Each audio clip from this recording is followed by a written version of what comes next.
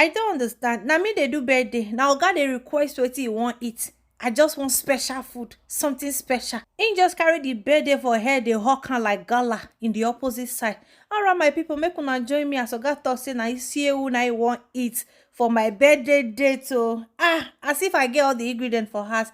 Oh yeah, make we enter kitchen with your buluku dress when I wear, like Papa dash me. Thank God for Wosi African shop here in the UK. If not, now waiting I go talk. As this man carry Isiewu the ring for my ear as if na Africa in day. But wait oh, make we talk about the flesh when gather for this goat head. Yes, goat head. I don't understand. I dey see goat head before, I never see this one. The flesh when gather for him body, reach to take cook another pot of soup. As a guy waka enter, I don't even know what to call and put for inside this matter. When I remember the first one when we first cook the other time, he just sight the brain while they come out. He dey ask, you want put that one? Now tell am say no, I won't throw away am.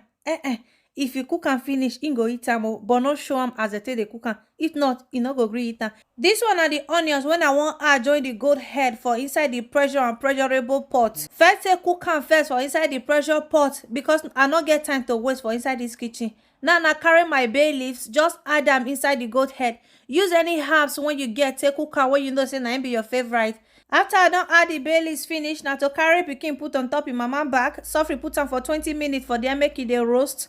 Now come turn body enter for ginger and garlic. I don't know whether na only me they do this thing though. Ginger and garlic no enter anything meat and fish. I know they fit eat am. Anyway, thank God say e get good health benefit. Now cut my onions, carry am aside, make I do the cleaning and clean label finish.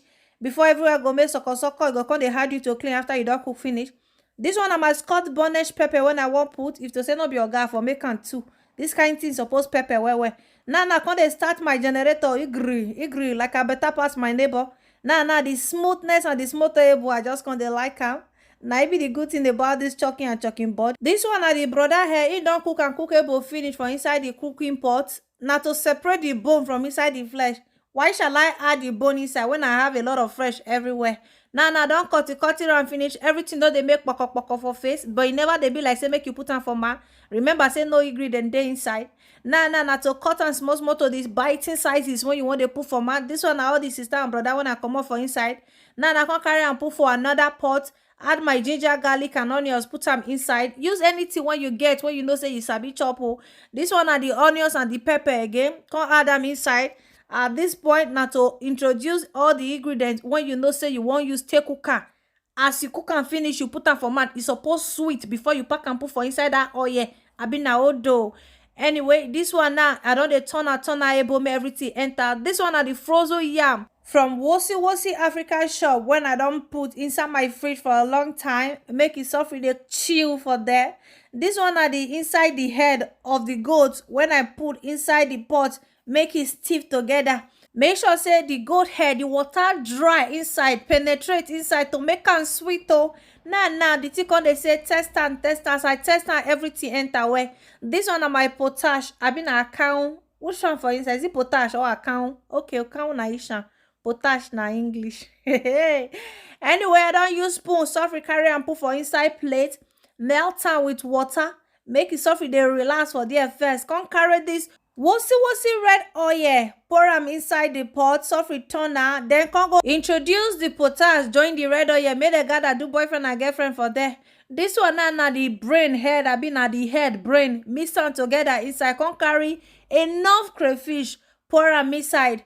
Be generous. Yes, I don't know about you for crayfish, me and na one or two.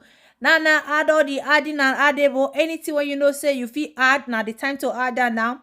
Then come go add all this goat hair. Remember I said your head of goat, I been a goat of head. Don't already they sweet. So know the way you take pack ingredient put for the oil.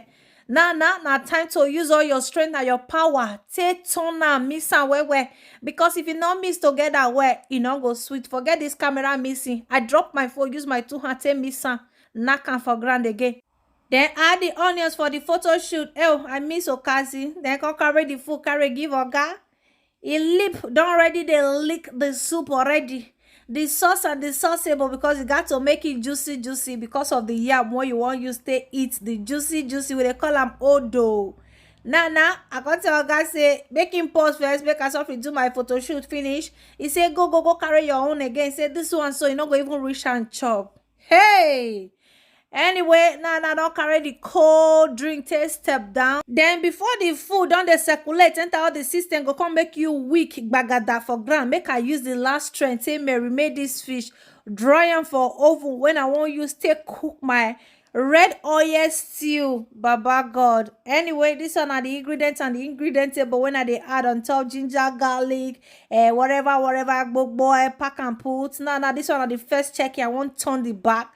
Turn and finish, still return her back inside the wall air fryer. Then this is the final stage. Bye. See you in my next video.